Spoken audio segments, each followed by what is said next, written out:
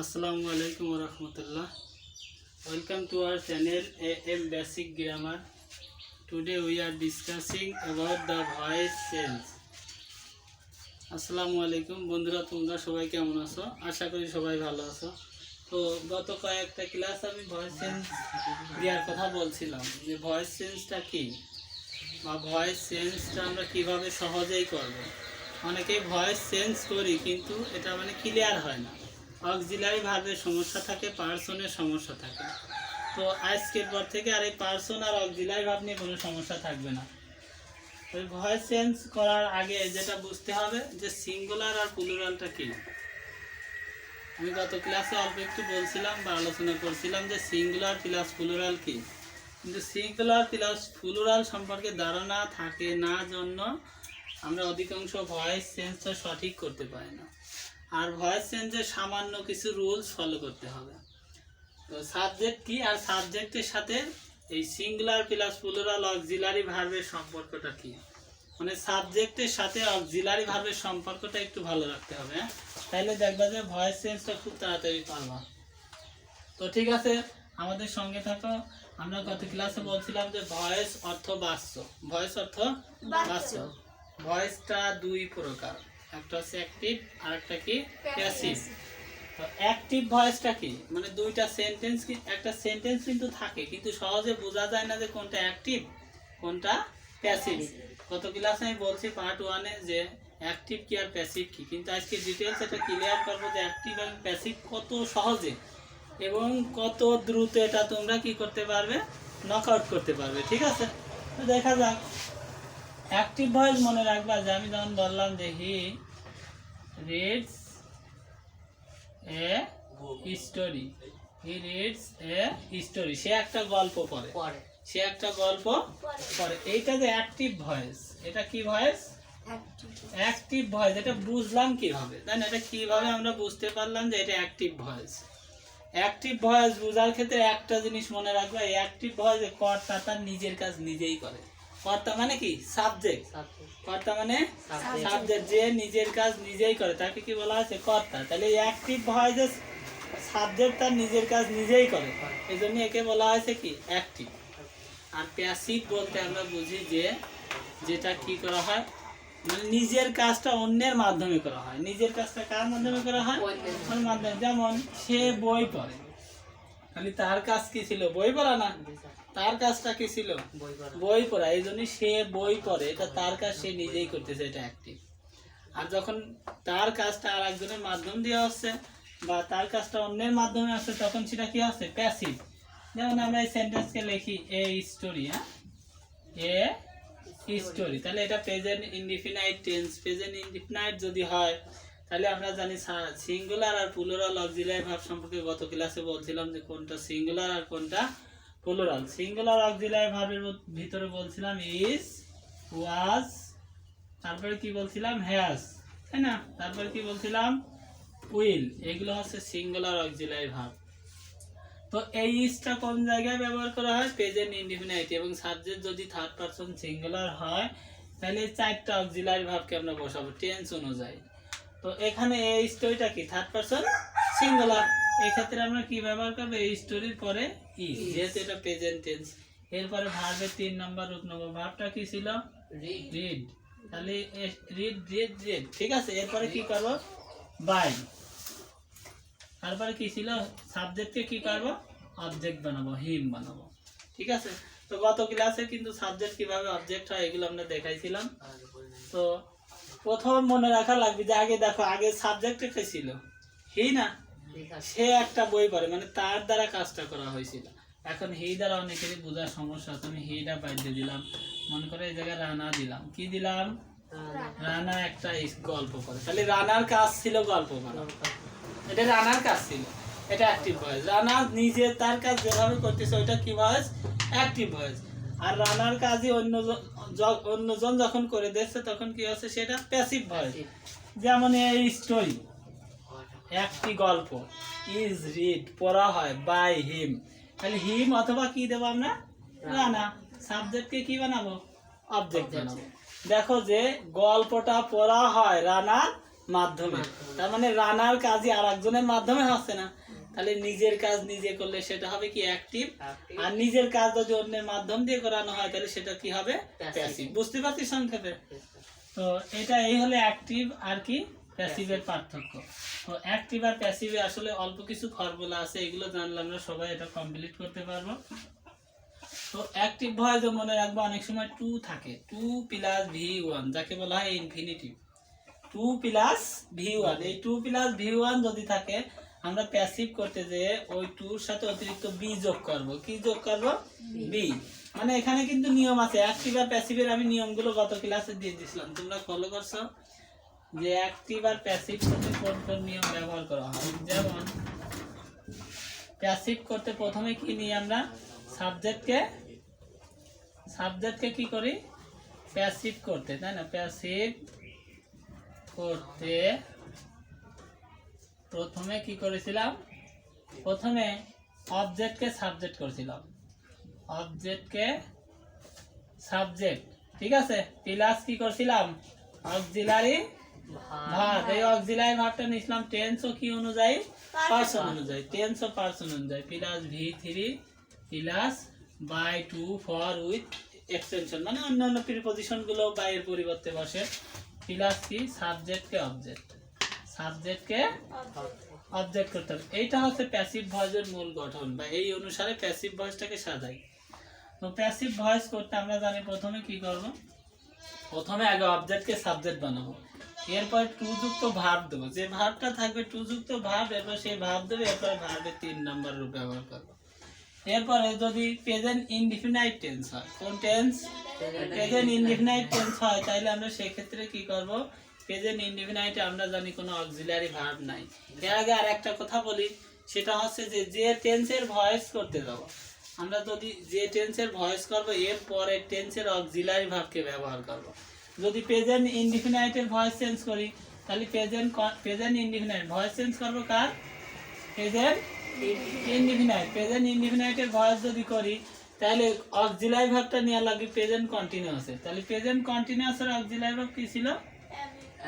Present কন্টিনিউয়াসের auxiliary verb ছিল am, is, আর এই তিনটা না। প্রেজেন্ট ইনডিফিনাইটের ভয়েস করব কিন্তু অক্সিলারি ভার্ব নেব কি? Present continuous. আবার মনে করো পাস্ট ইনডিফিনাইটের ভয়েস করব, এর অক্সিলারি ভার্ব নেব কি? পাস্ট কন্টিনিউয়াসে। এবার প্রেজেন্ট পারফেক্টের ভয়েস করব, অক্সিলারি ভার্ব নেব কি? প্রেজেন্ট পারফেক্ট কন্টিনিউয়াসে, তাই না? এরকম করে আমরা যে টেন্সের ভয়েস করব নিয়ম হচ্ছে পরবর্তী টেন্সের অক্সিলারি ভার্বটা ব্যবহার করা অতিরিক্ত ভার্বের আগে। তো এই ক্ষেত্রে দেখো প্রেজেন্ট ইনডিফিনাইটে যখন সাবজেক্ট প্লাস ভার্বের প্রেজেন্ট ফর্ম থাকতেছে তখন am, is, are ব্যবহার করব, মানে কিসের পরে? সাবজেক্টের পরে, প্লাস V3 মানে ভার্বের 3 নম্বর রূপ। এবার পাস্ট ইনডিফিনাইটে যখন ভার্বের পাস্ট ফর্ম থাকে, মানে পাস্ট ইনডিফিনাইট টেন্স, আমরা জানি পাস্ট ইনডিফিনাইটের গঠন কি? সাবজেক্ট প্লাস V2 প্লাস কি অবজেক্ট। এই পাস্ট ইনডিফিনাইটের ভয়েস যখন করব তখন এই জায়গায় আমরা অবশ্যই কি দেয়া থাকবে না, ভার্বের 2 নম্বর রূপ দেয়া থাকবে না।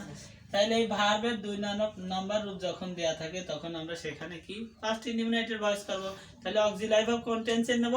পাস্ট কন্টিনিউয়াসে। তাহলে পাস্ট কন্টিনিউয়াসের অক্সিলারি ভার্ব কি ছিল? ওয়াজ আর ওয়্যার প্লাস V3, এরপরে V3 বসা দেব। এরপরে প্রেজেন্ট কন্টিনিউয়াসের এটা হবে পাস্ট কন্টিনিউয়াস, হ্যাঁ এটা একটু আছে, এটা হবে পাস্ট কন্টিনিউয়াস। যখন পাস্ট কন্টিনিউয়াসের অক্সিলারি ভার্ব ওয়াজ আর থাকবে, কি থাকবে? পাস্ট কন্টিনিউয়াস অক্সিলারি ভার্ব না, পাস্ট কন্টিনিউয়াস অক্সিলারি ভার্ব যখন ওয়াজ আর ব্যবহার করব সাবজেক্টের পর তখন এটা প্যাসিভে হবে ওয়াজ আর অতিরিক্ত কি? বিং। অতিরিক্ত কি যোগ হবে? বিং।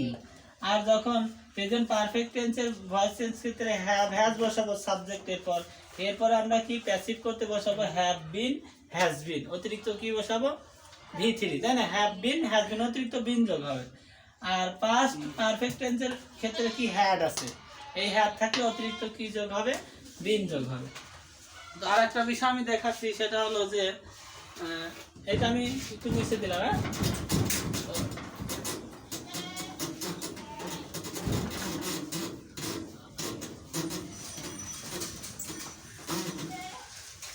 যেমন এখানে মেন সমস্যা যেটা হয়, যদি আমরা মনে করি যে কি প্রেজেন্ট পারফেক্ট টেন্সের ভয়েস করব বা পাস্ট কন্টিনিউয়াসের ভয়েস করব, তাই না?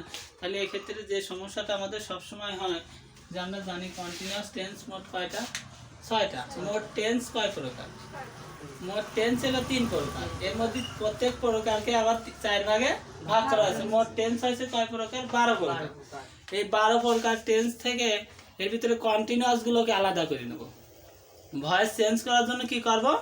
কন্টিনিউয়াস টেন্স গুলো আমরা আলাদা করব। তাহলে কন্টিনিউয়াস টেন্স কোনগুলো এগুলো একটু সংক্ষেপে বোঝো। যেমন কন্টিনিউয়াস টেন্স মোট 6টি। কন্টিনিউয়াস টেন্স কয়টি? 6টি।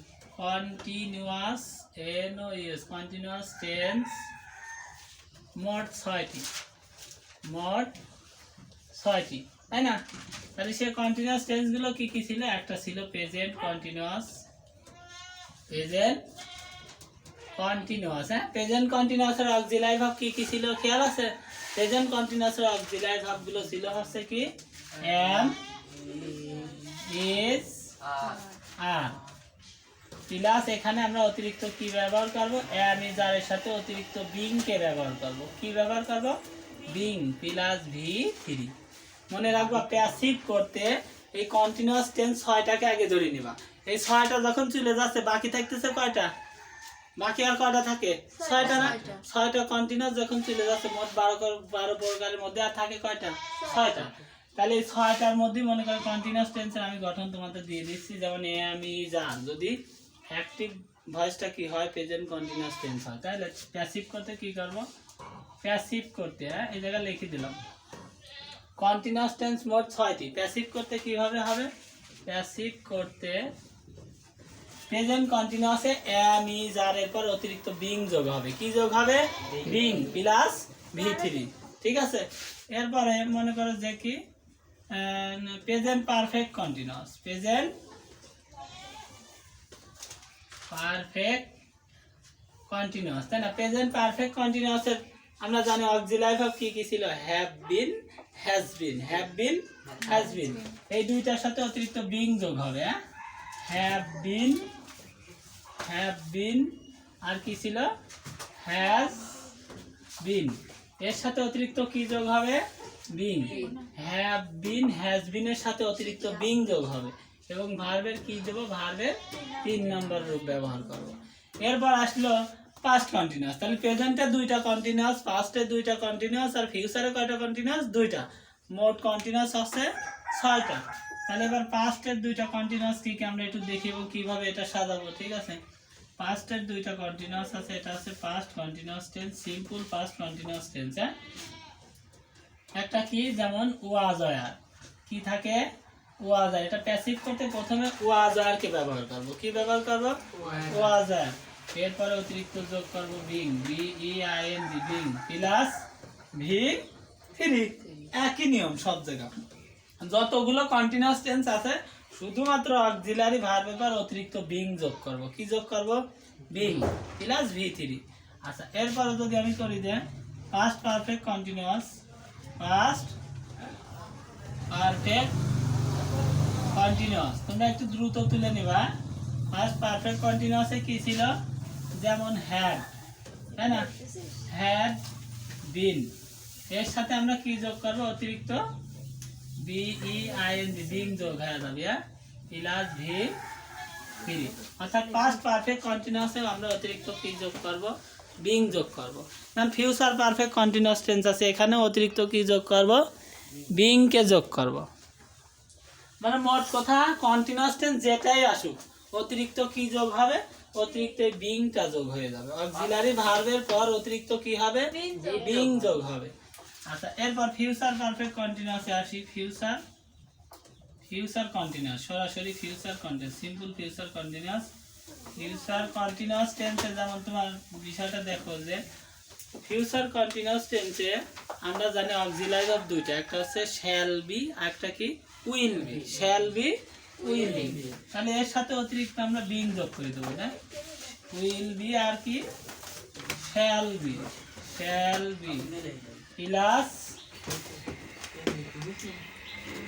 being plus v3। এটা আমার একটু খেয়াল করা লাগবে।